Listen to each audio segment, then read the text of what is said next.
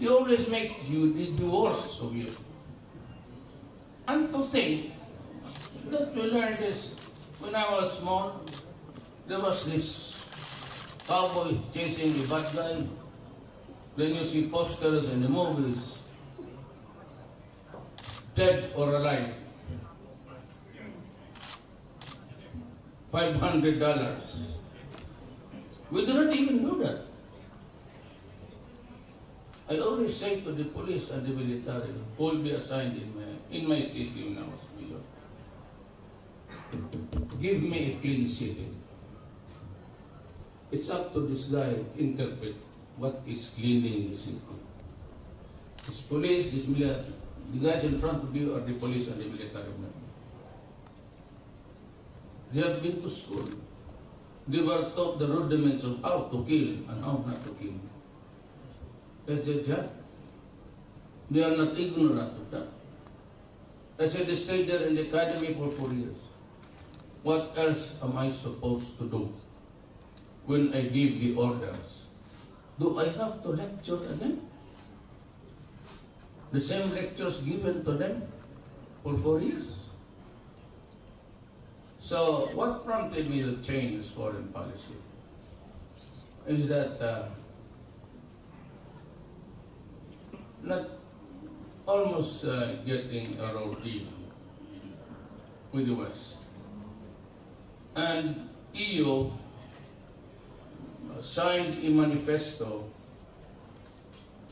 and they told me it was prepared by the lawyers of the,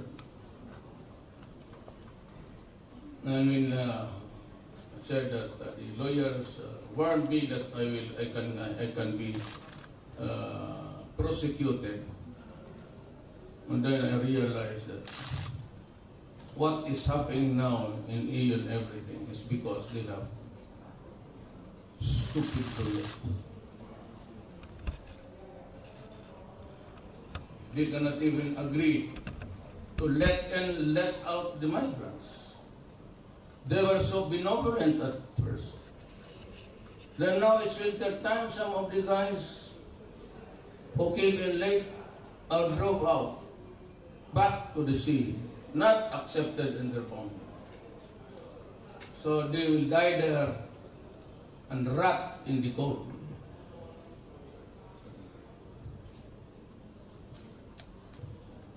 Give me a sensible answer. I'm willing to resign here. I would not even have to go to Manila. America and Britain invaded Iraq with all the hula-baloo and pronouncement that had weapons of mass destruction. After killing so much of the soldiers, the Republican guards of Saddam, and killed Saddam in the process,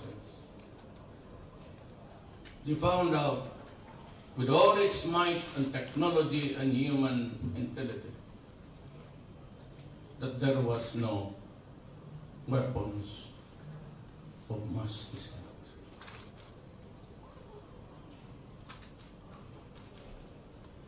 If somebody could explain it to me that it was right, stand there in front of me right now. I'm willing to listen. And if you do it right, to convince everybody that after all it was right to invade Iraq, even without the weapons of mass destruction, undermining Libya, wanting to destroy Assad, putting in turmoil Egypt. Now tell me, if it is a bright idea of the West, tell me now, justify it that it is correct. I will listen and I will resign as President of the Republic of Philippines. Was there an explanation? Was there a digest? You know, this guy are really convoluted idiots. You see, you want to prosecute me for what? It is not crime in my country, especially a president to warn, and even any president for that matter. What tell me, do not do it because I will kill you. Do not enter my boundaries because if you hurt the people there, I will go to war. I just don't know what's happening with the idiots in the other side. So my foreign policy goes to where there are people who are saying, why should I mix my country with the people who have set a very convoluted and almost insane theories of how to run civilization? Tell me, any one of you, tell me that it was right to invade Iraq, even without the mass. That was the only thing that kept them going. But there was these weapons of mass destruction. How many died? How many children died in the bombing of Afghanistan? How many died in the invasion of Vietnam, only to lose it after several decades? And to burn the families there. How many times has this to be repeated? Look at Aleppo. When they could have just stopped it, but because earlier they were supplying the arms of the rebels against Syria. But the Chinese government and Russia supported Assad. So you had the longest war. So from where was this ISIS? When was it born? It was born out of the desperation of the radicals and rebels of Libya and Syria. That is the beginning of ISIS. America imported terrorism in their own territories, not by human beings. There in America itself, American citizens, almost all of them from Arab ancestry, because the citizens of that country, the American citizens were Arab origin, really felt what was being done to their land. And who was the first to enter the land and took off with the fat of the land? Oil. British, American, French, Italian. And after so many troubles, they partitioned the Middle East according to tribes, not of kingdoms. And that is why you have, until now, fighting amongst themselves. And ISIS became the rallying point. Who imported violence? America. To their lands. They were not the migrants that went there to create trouble. They were the lone wolves. They were the Arabs who went there when they were young, had education there, but saw what was history in the past. My country, it was occupied by Spain for 400 years. Then it was occupied by the Americans for 50 years. And you think that because we are now, that was a century ago, then you should see the pile of bodies. You should see the big holes where the Moro Muslims of Mindanao were dumped there. And they say, oh, it's 100 years Duterte. No, it could not be 100 years. It still is not. Why? because of your convoluted ideas of how to run this civilization. So why don't I go to China? What kept us from China was not our own making. We were almost a vassal state of America. Our foreign policy dovetailed the policy of the United States and of the West. And if they said they hated Russia, it was supposed to be, amen, we also hated China. And if they say, I will go to war in Vietnam, for no reason at all, eventually to lose, and we will just say, yes, we will send also our soldiers there. It's kind of stupid, do you think? So now that we are, all has been said and done, what gives? Me? Here, drug, war? I give you a computation. It's 4 billion now. But that is the 4 million that's growing up. It's about 700,000. At the end of my term, it will breach the 4 million mark. So we stick with the 2-year survey done before by General Santiago, the military man who headed the Philippine Drug Enforcement Agency. He said there are already 3 million addicts. Okay. The mining industry is all over putting holes there in my country. Degrade the environment around. How much does it give my country in taxes? 70 billion US dollars. There are 3 million Filipinos. At one hit per day,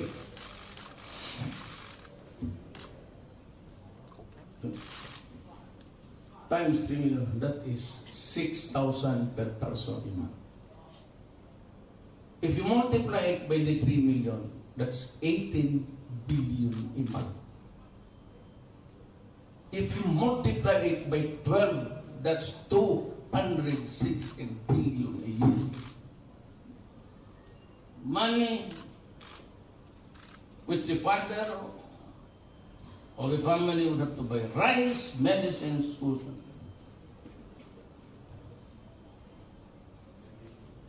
And the crime rate has down drastically, down. It's less than 49%. We have girls raped, 1 year old, 2 years old. People dying because they were perceived to be devils in front of the addict. Rape and all, and even the crime volume puts the crime volume before a president puts me to shame. There are killings because some choose really to fight the government. And I said, I will have no mercy for you guys. You fight the authorities, and you die, it's good for you. You asked for it. I told you before, it will destroy my country. And yet you go in and persist in doing it. And so I said, well, if you fight, kill it. Especially if your life is in danger. I do not want, verily, I don't want to see military men and policemen die. It should be the bad boys, should be do the dying. Not my soldiers and my police. So, we're talking of what is right and what is wrong in this world. We're talking of what is moral, what is not. I said, I challenge any one of you to come here. We can debate until midnight. Just tell me what was really good when they started to destroy the Middle East. And until now, the family hospitals, the patients with it dying, and those who are already in the mortuary are also dying again. And even prisoners and all. And they go about moralizing the righteousness of the world. I'm sorry. I have to say this. And say that, why are you veering towards China? Why should not I not veer to China? China is good. It has not invaded a piece of my country all this generation. All they have is to wander and do business, barter trade, even before the arrival of the Spaniards.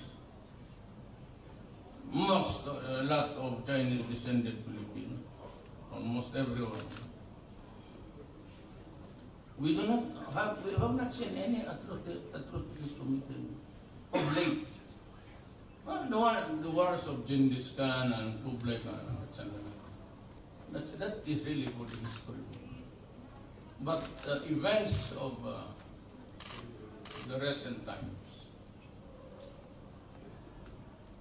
there's a book which we have to read when we are on the podium. It's the Modern Times and the Living Past. Modern times, and we have to live by the past to learn our lessons in life. Thank you. Thank you so much, members of the international press, Mr. President. Any question? Yes, Still have your time. Very good until 6 o'clock in the morning. Go ahead. hold on. We have a question from China. Can we have it done one at a time? China Daily. Thank you, Mr. President. With China Daily, we would like to ask a question about trade and cooperation. Do you have any expectations about your meetings with Chinese leaders tomorrow? And what do you expect from the outcomes like trade, infrastructure, agricultural technologies, like fruits and food, edibles? And do you have any expectations about further political and economic messages to be delivered through the meetings? Thank you. Yes, frankly, actually, what to say, I'm not in the kind of really to I think to admit it, but there are so many things that we need. We will be asking for the help of China. I do not know if they will, your government will give it to us. I am here on a state visit to pay my respects to the great people of China and to the Chinese government. But along the way, if they would ask me other things which I need that they can help, I would rattle off also the things, simple ones, not impositions, not financial reasons. We would appreciate if we are given loans, soft loans. We would rather borrow and pay it in a very liberal schedule. We have a question from NHK. Mr. President, Yes. on South China Sea issue, how are you going to raise this issue during the meeting with President Xi tomorrow? And are you going to request President Xi to respect international law, especially the result of arbitration? And what will be the Yes. bottom line? Let me tell you this. Before I came, there were preliminary talks between the foreign secretary of my country and the foreign minister of China. We sorted out an agenda that is broad enough to accommodate all. But I, as a friend, and I would say this too, if he mentions it in passing, and I will just say, Mr. President, I came here for a visit. I do not want to make hard impositions. I do not want to ask you to do it now, because there will be a time when we shall be doing it.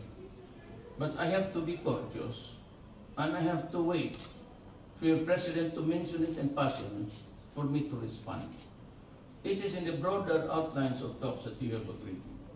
But as a matter of courtesy and the Oriental way, you'll always wait, because I am a visitor. I cannot destroy the goodwill by just blurting out something But after all, it is also, let us be clear on this. The arbitral awards give us the right. Okay? China has the historical right. And they're insisting, and you are insisting. And the Chinese government insisting that it is right. So, in this, do we argue or we just talk? Then if this happens, then I would say, let us put it to some other day. There will come a time we will have to talk about it. And the arbitral judgment is in a piece of paper report form. And maybe by that time I would say, we have to talk now. And the issues will not go out of what is being said. We are limited to this. But that is not the time to do it. That is the time to prepare for the goodwill and then maybe the agenda of how to go about doing it. But unfortunately, or fortunately, it was not discussed by us. So it would not be in keeping with courtesy and goodwill if I'll be the one to open it.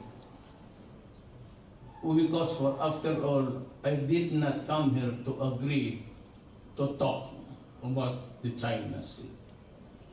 And you say it can take a backseat? Of course it has to take a backseat. The question again is, there will be a time that you have to talk about? Of course there will be a time. Because, there are also countries around that all the same issue. But it is not the time to quarrel. I have the highest respect for your president and your premier. I have the highest love for my Chinese people. We will be on a different side one day. I know because of that article. But again, I said, let us enjoy the camaraderie and by newfound predilection to choose people who understand human civilization. Did I answer the question? Thank you. Our last question is from CNN International. Mr. President, thank you so much for taking our question. Matt Rivers with CNN.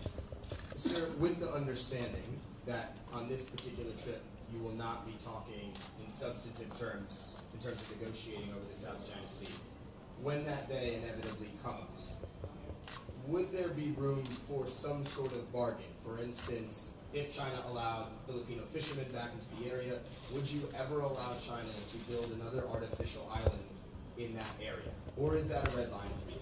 And just a quick follow-up, if I may. The U.S. presidential election just a few weeks away.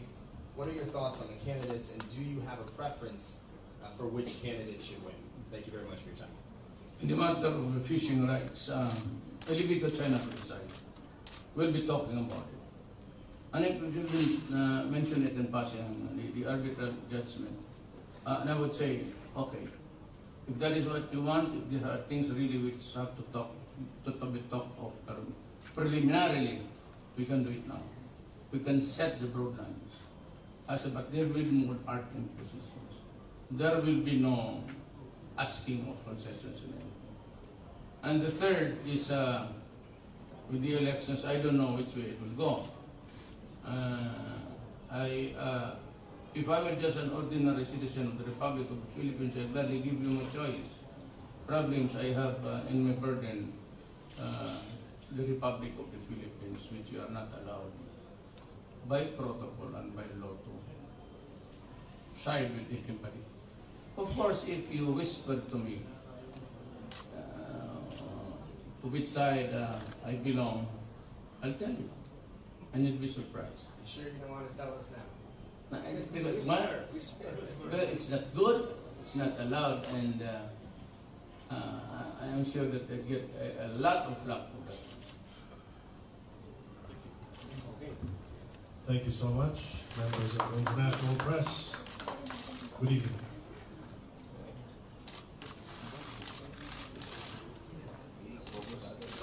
Don't stand up, don't stand up. Let him go first.